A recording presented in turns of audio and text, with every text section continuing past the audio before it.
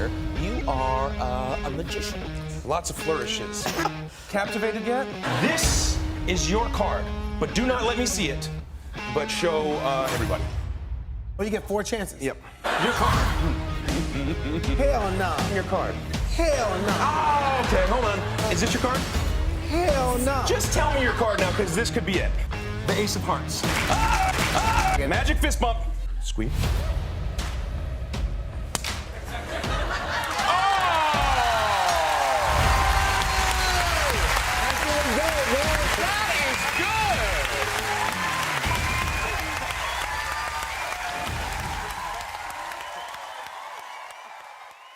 Now, most of us have seen this done by Chris Pratt, but today I'm going to show you my touches for a more direct approach and a kicker ending.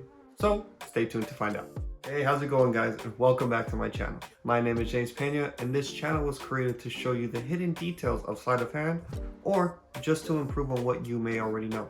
Now, most of you clicked on this because you want to see a different perspective of the trick that Chris Pratt did.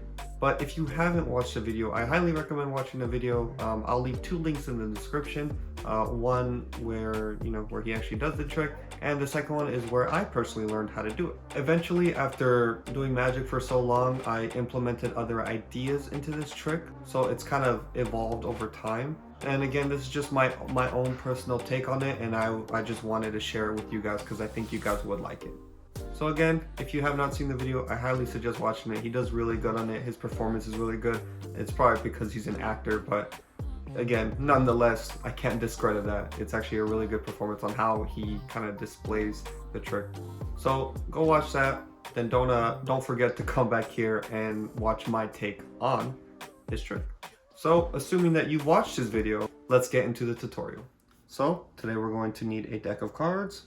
We'll be using the black version of the Artisan's deck made by Theory 11. This is what the backs look like. Once we open it, this is what the back of the deck looks like. It actually comes with these 2 jokers. They're both identical, and it comes with a double backer. The faces are pretty standard. I think the only thing that's different is the discoloration of the red. I think it's just a darker, more subtle red. So just because this card trick is really hard to do without a spectator, I'm not going to show you the trick. I'm kind of just going to go straight into tutorial. So as we're going along, if things aren't making sense, just watch all the way to the end of the video. And once you apply this at home while you're watching today's video, you'll learn that everything is starting to make sense. But just watch all the way to the end so you can understand it. The first step that you want to do is have them shuffle. They can shuffle however they want. However they may please, however many times, does not matter. Just have them shuffle to their heart's content. Plus, it's nice so when you come back to it, you could be like, oh yeah, you shuffled it, you're the one who did all the work, because this is, at the end of it, it is going to seem like a setup. Okay, the next thing that you're going to want to do is the selection. How are they going to select their card? I prefer doing a Dribble Peek. The only thing you have to do here is to make sure you know what their card is before they pick it. So you can force it. I don't think there's a need for a force here. I just do a Dribble Peek. So let's shuffle it real quick. You do your Dribble Peek. So right now I think this is the King of Diamonds. Yep. And then you just place it. I'm going to put it here because I don't have a table. So let's pretend this is the table. So now you just put that King of Diamonds down there, and that's it. Just leave it down there. Nobody's touching it yet. Just leave it there. This is the next thing that you're going to do. Right now, your goal right now is to gather all 3 kings to the top of the deck. This is how you're going to do it. The card's going to be on the table, and in the act of showing them that the cards are shuffled, what you want to do, right, is cull the first king, right? You want to cull the first king, and then just be like, hey, everything's all shuffled, so now that's culled. Once you show them, just be like, yep. They're not going to want to see the whole deck, so take your time. And then that second king, or the second card from the card they picked, just grab it with that cold card, and then put it to the top, and just cut it. So now you have 2 controlled to the top. For the last one, it's going to be fairly easy, because after you do that in front of them, you can now just be like, okay, in a minute, I'm going to turn around and I want you to show everybody exactly what this card is, and I want you to see it yourself.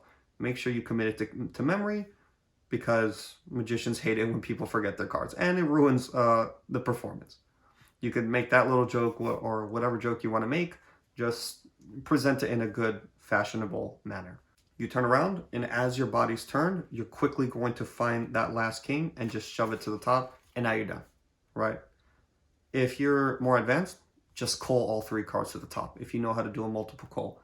But this is more for the people that don't really know how to do a multiple cull or a Roadrunner cull. Just do that and shove it to the top. So they're going to be pretty quick with showing everybody their card. So they're going to be like, okay, we're done. And then you're going to turn around, right? So that's why you only want to try to find 1 king and not all 3 while your back is turned. When you come back, you now have all the kings on top. And then from here, since you already know what the card is, all you have to do, let's pretend this is the table. As they hold their card, just be like, hey, I'm going to dribble like this. Just throw it anywhere you like. They're going to throw it, and done. So from their point of view, they shuffle the deck. You've never looked at the card, and they just threw it somewhere randomly. And you could even dribble it again to show them. Don't say that, oh, look, I don't have it controlled. Just do it. And it'll say it for itself. If you remember from watching Chris Pratt's video, he showed will.i.am 4 cards that wasn't will.i.am's card, right? But he disguised one of them as another. But he disguised will.i.am's selection amongst the other cards. So we're going to almost try to replicate that with an Elmsley Count. If you don't know how to do an Elmsley Count, I'll leave it up here. And even if you do know how to do the Elmsley, I highly suggest watching the video. I have a lot of tips and subtleties there too. To do an Elmsley, you need 4 cards.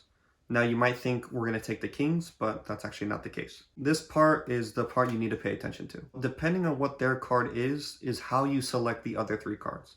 So in this case, they picked, what was it? The King of Diamonds, I believe? Yes, the King of Diamonds. So you want to find cards that are the opposite of it. So for 1, King of Diamonds, it's a red card. You want to pick 3 other black cards. The king, right, it has a lot of ink on it. So the other 3 cards, you don't want them to have a lot of ink on it. And you'll see why here later. So in this case, I guess I could pick like a 3, a 4, I'll pick a spade, I'll pick the ace of spades. And I guess we could do a 6, right? Not a lot of ink on them. Now the order that you want to take them out is also key, because you're trying to set up for an Elmsley and you want to hide their selection. So what I'll do here is I'll get this 3, I'll put it down. You're not showing them this, by the way. I'm just showing you. So you're gonna take 1 out. I said the ace of spades. Now the 3rd card, you want it to be their card. So find their card and put that 3rd. And then you could choose whatever. I'll use the not an ace of clubs. We'll just use the 2 of spades. So now you can put this deck down. I'll just leave it off to the side. And now this is what you're set up. Their card is right here. On the back end, it's 3 other cards, right? They don't look anything similar to that. And there's a reason for it. You're going to pick this up, you're going to turn it around, and now you're going to show them all 4 cards. So you want to be quick with this. You don't want them to see that 3 clubs for too long. So you're going to turn this over and immediately go into an Elmsley. Immediately just get straight into it. So what they saw was, in their eyes, they saw 4 black cards, right? And nothing related to the King of Diamonds, right? So there's a reason why you pick these cards and not, another set of random cards. Now now they think you messed up. And now they think, oh, okay, well, what's he going to do to fix it? So just be like, okay, one of these is your card. They might try to stop you, but keep going. Just kind of push through. You're the one setting the command presence, so just go along and they will follow with. So now that you've done your Elmsley, their card is now at the top. When it's at the top, just kind of count again, because you need it at the bottom. Just count it, be like, oh, okay, 4 random cards. And now you're going to give it to them. Now you're going to do the move. You're going to do the slap thing that Chris Pratt does. Now, in the video, he did a fist bump with will.i.am. He's like, magic fist bump. And then he put the cards in his fist. You don't have to do that. If that's your personality, then by all means, go ahead. But to me, I'll just be like, okay, can you hold on to these? And I'll pinch it like this and be like, hey, can you hold on to these? And usually they'll mimic it. If they don't and they're about to grab it like this, be like, hey, can you pinch the cards? And then they'll pinch the cards right on their end. Just be like, hey, pinch them tight, but not, not a death grip. So they'll hold it firmly. Now at this point, their card is at the bottom. And now you want to do the Chris Pratt thing. All you have to do is slap it, and the other 3 cards are going to come off. Now, if you're on a table, you could use another spectator's hands, but if you're on a table, make sure you're, I don't know, what is this, like 6-7 inches above the surface. The reason why you want to do that is because when you slap the cards rotate and will just fall face up. And you want them to fall face up for a more dramatic effect, right? And then from here, you could just be like, okay, what was your card? And then they'll say King of Diamonds. And then right when they say the King of Diamonds, act like you messed up and you be like, oh, I didn't pick the King of Diamonds. I chose these cards. I don't think any of them were the King of Diamonds. And they'll agree because none of these look relatively close to this. And then from here, it's really up to you how you want to display the card. How I usually do it is, I guess I messed up. You know what? We'll fix it. And usually what I like to do is either just like make a magical gesture, or I have, the spectator holding out, have them like blow on it or something. It doesn't really matter how you do it. Whatever your presentation is, apply that here and reveal the card. And now they're going to turn it over and they're going to see it's a King of Diamonds and they're going to think the trick is over. So now we're going to apply the kicker ending. So this is what you do. This is what you do as they're holding the card. So I'm going to put this off to the side, pretending like they're holding the card. So there is two ways to do this ending. For the first ending, what you want to do is you smack the cards, you drop them, and then you're like, ooh, none of these were your cards. And then you put them in the deck. I'm going to pretend like I put these in the deck. And then now you talk as they're holding onto the card. And then from here, you want to get that 3-card break.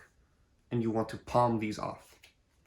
Or actually, don't palm it off. Just hold on to it. And then as you're about to do the revelation, palm it off, right? So as they turn over the card and they see that king, literally just push. I literally just do this. This is literally what I do. I don't even do a proper palm. I just literally place it into palm. And then now I hold the deck like this. And then from here, don't stay here too long because you'll warp the cards. So as they do that revelation, and then as they're freaking out, just palm all of them off, put it off to the side, and you're like, okay. And then you could use the excuse of how it messed up and how it's a magical card because it went from being the wrong card to the right card. You could say something about magical properties. Really insert your presentation here. But from here, you could just do like a magical rub, or I don't even know what to call it, but just do this gesture and be like, look, we go from just one, and then that messed up here, and then do that. You could either do that, or you can immediately just turn all 4 cards, and then right there they're gonna be like, what the hell happened? And then you turn these over, and they'll see the 4 kings were produced. The second way to do it. Their cards on the bottom, they do this, they're holding on to it, and you smacked it. Now it's on here. So what you want to do is, before you pick up these cards, you again want to get a 3-card break. Once you get that 3-card break, you're going to pick these up, and you're like, man, none of these were your cards, right?